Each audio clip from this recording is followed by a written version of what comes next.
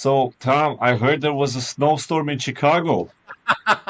It's that time of year for it, I'll tell you that It right is, now. it's winter. It is winter, yeah. We don't have any snow though. I just looked out the window, but yes, it is that time of year. So that name actually for the trick was from John Bannon. Actually, gave that name to the trick. So How how did it happen?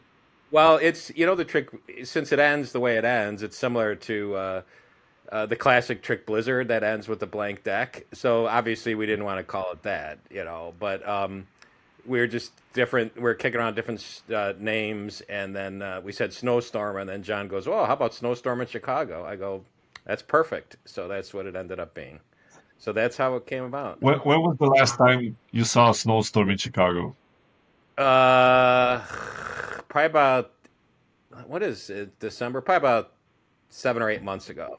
We had a little bit of Oh, snow. We haven't had a snowstorm yet because we just got out of summer and fall, so now it just turned winter. So usually right around now is when we start to get hit.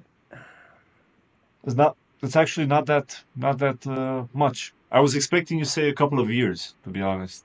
Oh no, no, no. We get it at least once a year. We get a pretty heavy snowstorm. So that's usually why I go to Hawaii in January for a couple of weeks just to get out of here.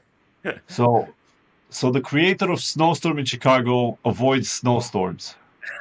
Yeah, pretty much. Right, exactly. Nobody said So I was wrong. tell me a little bit about how you came up with the trick. So that's a good question. So I came up with it probably 4 or 5 years ago, and it went through several iterations. So it's based on Brother John Hammond's magic cards, his trick magic cards. That was in I read it originally in his big book, the Brother John book that Kaufman did in the early 1980s. And his trick is similar in that you take out three mystery cards or magic cards that you never show the face of, and you have three cards selected, and those three cards turn into the selection one at a time. Then he puts those cards away, and then he just goes on. So there was kind of no ending to the trick. It was one of those things that's kind of like, what did I just see? Those cards turn into three Mhm. different cards, but then they go away, so you're never sure what those cards were, which was his intent. And then, the deck was just a normal deck, and he went on. So I liked it, but I always thought there should be a little bit more. So originally, I had a version where I would do the trick, and then as I put the cards away, I would flash the face of the cards, the three cards, and they would be blank as I put them away. So then that everybody's like, well, wait a minute, those were blank. And then the next iteration I realized is, you know what? I could make the deck turn blank at the end because of the way that the handling is. I thought, well, wait a minute. I can make the whole deck turn blank at the end. So at the time, I was sessioning weekly with John Bannon and a couple other people, and I showed him the different iterations of the trick. And then the blank deck fooled everybody when I showed it to him.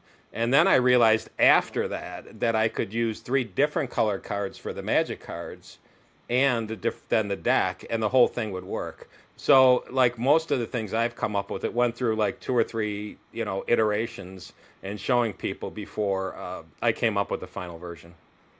When are you actually happy with a final version? So this trick I'm happy with now, although recently I made a change. So I was at a magic convention. So normally the trick is best if it's done after you do some other tricks with the deck. So people are convinced it's just a regular deck of Yeah. cards. Then you switch a deck or you do something else and you go back to it, like any trick that uses a kind of gimmicked up deck. But then recently, a few months ago, I was at a magic convention with John, and we had to do a performance, and I want to do this trick, just this trick as a one trick thing. So what I did was I put a regular playing card in the face of the deck of the cards. So I flashed it a couple of times, just the deck as I was talking, not making a big deal out of it, but so they could see that there was a card. This was for magicians, so they could Yeah. see there was a card on the bottom of the deck. And then after the three cards are selected, as I picking up the cards, I just put that card on top of the deck. So at the end, I could still do the spread, and it looks like everything's blank except for the one card. So I kind of liked that. But I would only do that if it was for magicians. But long story short, I'm kind of happy with this trick the way it is now, unless I think of something else. But I just did it a week or two ago at a dinner party a friend had where he invited a bunch of lay people and a handful of magicians over, and we had a nice dinner. Then we sat around the table and just did some tricks for him.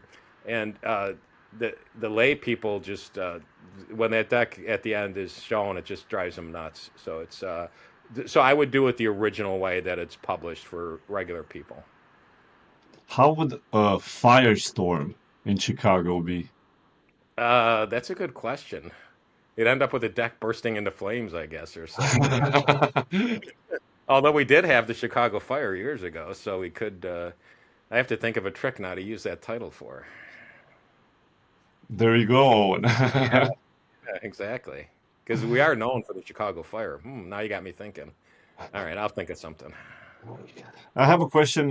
You can give us an example, a snowstorm in Chicago, but I'm curious, when you have an idea, how do you streamline it so you make it into a commercial effect? That's a great question. So most of the times when I'm putting something together, or loosely termed creating something, because a lot of what all of us put together or create is really based on something else. Uh, a lot of times, is I've seen a trick that I think needs something different. I like the plot, but it may need something different. But I performed for so many years. I don't perform as much now, but I performed for so many years for live people that my default is to try and create the trick that is good for lay people. Um, the biggest thing, this is a little longer of this and my oil and water are probably two of the longer routines that I do. Most of them are shorter, effects, but I just want them long enough to keep people's attention, to keep them engaged.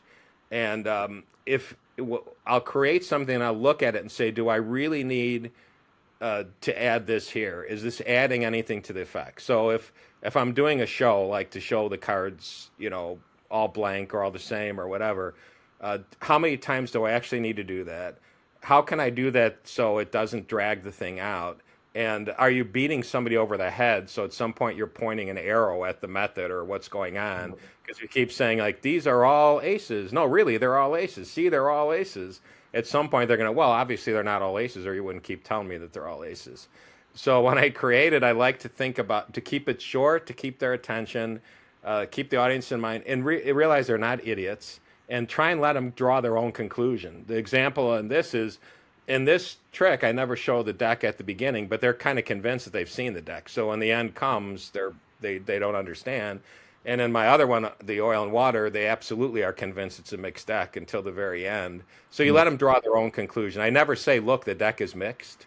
I just say the cards are going to separate, and I go, oh, look, no, they didn't, ha ha ha. So they're looking at it, and they're leading themselves to the conclusion. So if I can get them to lead themselves to the conclusion, that's gold. That is the best way if they lead Yeah, themselves. yeah, True. because then they're convinced. They've convinced themselves. No matter what I say, no matter what I say or do, is going to convince you as much as you can convince yourself, if that makes sense. So, as a way of ending this short conversation right now, I was curious if you would like to talk about what you're working on right now. Oh, okay. So actually, I'm working on this right now. So if you see that, that's a little logo on the mug there. It's a little reflection. Sorry about that. But for the last Yeah. 4.5 years or so, we've been putting out a little digital magazine every month called The Disclaimer, and it's with my friend Curtis Cam, my friend Jeremiah Zuo, Raj Madak, John Bannon. We've got a trick coming up for Bill Goodwin, Jack Ty, who you know well over in England, a couple other people. So it's a monthly three trick journal, kind of like the Apocalypse or Richard's Almanac back in the day. It's just three strong tricks every month, and it's monthly. And then at the end of the year, the supporters get everything in a hardbound book at the end of the year.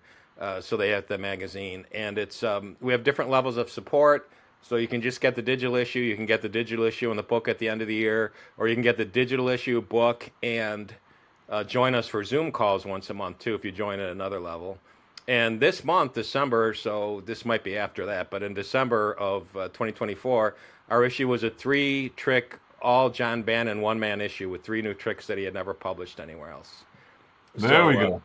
yeah, and then occasionally we do like Zoom calls. We did one with Williamson, we did one with John. We're going to do a few others too for all the supporters. So, anyway, we've been around for like a little over 4.5 years, and nobody knows we exist. But if you can go to my website, tomdobrowolski.com, and across the top, click on the disclaimer, and you can find out more information. I honestly don't agree with this. I've many magicians I've talked with know about the disclaimer, Oh, okay, okay, that's good to know. That's good to know. So we especially want to at keep. Blackpool. Yeah, yeah, that's true. Yeah, actually, we did have people come up and say something. So we're very happy as long as people. So it started because of the pandemic. We were Zooming with a bunch of other people, and we came up with this material. We didn't know what to do with it, so we started doing the magazine, and we do month by month, so it's no subscription. So if we decide to stop publishing next month, or you decide you don't want to subscribe anymore or support it, you just stop, and then you're not out any money. And we figured we're going to go as long as people are interested and as long as we think we have material that's good. So right now we still have people interested and we still have material that we think is good. So we're going to go for probably, hopefully, another year. Yeah. There you go. So So is there's this a like a sort of an open call to other magicians as well that might want to contribute? Yeah, absolutely. They can send material. We prefer unpublished material, but if it's something that's not published widely, like a small set of lecture notes or something, and don't be offended because we don't. If we don't take material because we're kind of this is going to sound more nasty or whatever, or I don't know what the right word is. Then it's Just go intended. for it. Yeah, yeah. We're pretty we choosy in material because we want to keep the quality of the material up. So we do get some really good submissions. Jack Ty just sent something recently that's going to be in the January issue. And when I was in LA, Bill Goodwin, we filmed something. We're going to have a trick of his in the issue. But even our own stuff, like we'll show each other stuff that are part of the magazine, and we'll say, "I think this would be good in the magazine," and we'll say, "Yeah, no, I don't think so." So I mean, we just want to keep the quality. We don't ever want to have filler. We want three really strong tricks in every issue. Beautiful.